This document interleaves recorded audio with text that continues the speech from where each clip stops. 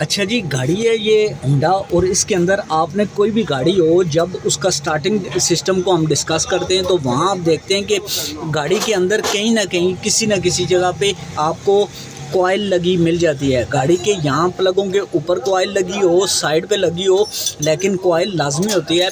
लेकिन ये कुछ मॉडल हैं होंडा और करोला के, इनके अंदर आपको कॉइल कहीं भी नहीं नज़र आती। ये देखें यहाँ से, ये डिस्ट्रीब्यूटर है और डिस्ट्रीब्यूटर के ऊपर ही यहाँ पे वायर्स लगी हुई हैं और वो वायरें सीधी चली जाती हैं आपके प्लगों के ऊपर।